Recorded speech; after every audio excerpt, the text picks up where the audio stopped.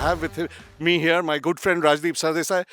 Rajdeep, of course, was a cricketer, but not as successful as his father. So let me just ask you, Rajdeep, to start with the relevance of this memorial lecture. It's first of all, thank you very much, Shishir, for having me here on My Sports. And I think it's a great concept that you have of creating a wide cricket community, a sporting community.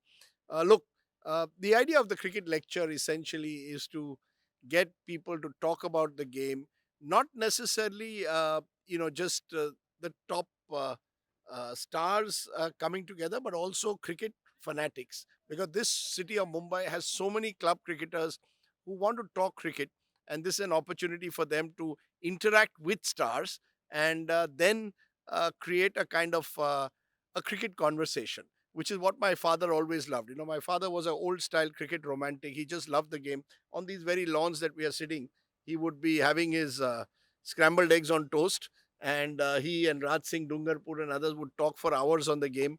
And so it's an opportunity to relive that sense of cricket belonging and a cricket fraternity. It's amazing you talk about his interaction with Rajdeep, with Raj Singh Dungarpur, because every time there was an exciting young player, he'd come running, and I had sort of retired by then, and he would come and tell me, I've seen this great player, a great player in the making somewhere on the gymkhanas, and that is what cricket is about: memories, about romance.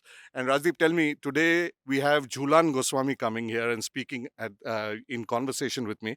I want you to talk about women's cricket, the way you've seen it, the evolution of women's cricket from the time it started, Diana Edalji's time, and what have been your observations, keeping a very close eye on women's cricket?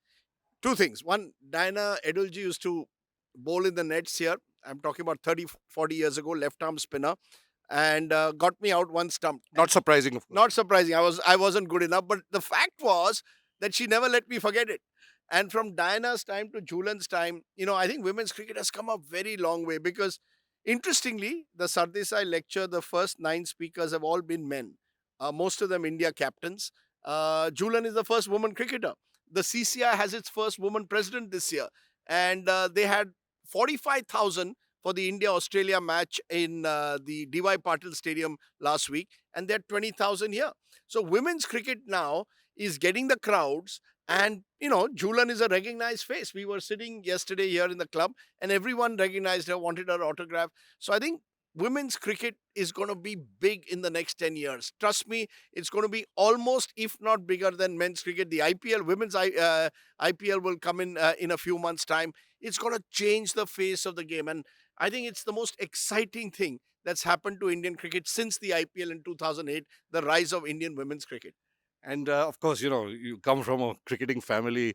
I still remember Rajdeep's Jupiter Apartments phone number 212124. Actually, told you about his father's 212 in the West Indies. It's I don't know whether you have that number, but it was a special number only because of the double hundred Dilip Sardesai scored in the West Indies. So tell me about the family. Any cricket romantics, tragics in your family, or does this end with you? I'll tell you something that happened to me yesterday, and I've got it on video. I was at the hotel, at the Oberoi Hotel, and this man with a thick West Indian accent stops me and says, "You're this Sardesai guy, na, who's on the news?" So I said, "Yeah, uh, I love your father." And I remember him from Kingston, Jamaica 71. I was 11-year-old, and he said it was the best experience of his life as an Indian in the West Indies to watch the game in Jamaica and then Trinidad. And he remembered the score. So I said, "You remember Jamaica?" "Yeah, your dad, 2-1-2." So, I think certain numbers have stuck in the mind. I saw it even with a CISF guy in Bhubaneswar a few years ago. He came up to me and said, "Would you like to go and sit in the VIP lounge?" I thought he saw News TV. So he said, "No, I don't watch News TV." But I remember Kingston, Jamaica, 1971. Now, if 50 years after the event, people still remember it, it must have been special. It was a coming of age moment for Indian cricket, 1971. And I think that 2-1-2 stayed in the minds of people. In fact, there's a lovely line that Harsha Bhogle once put on paper that while India was sleeping, Sardesai was scoring runs because the time difference between the West Indies and here. My father loved the West Indies because he came from Goa, and he says in 1962 when he first went to West Indies at a 21-year-old, he said the first thing I saw in the West Indies, "Arey, ye to apna Goa hai." It's like I think the familiarity, palm trees, beaches, the rum. We have Feni, they have rum. All of that, I think made him feel very comfortable. He never felt, and I think that was an important reason to be successful. He felt at home in the West Indies, and great relationships. Wes Hall and he till the end were great friends.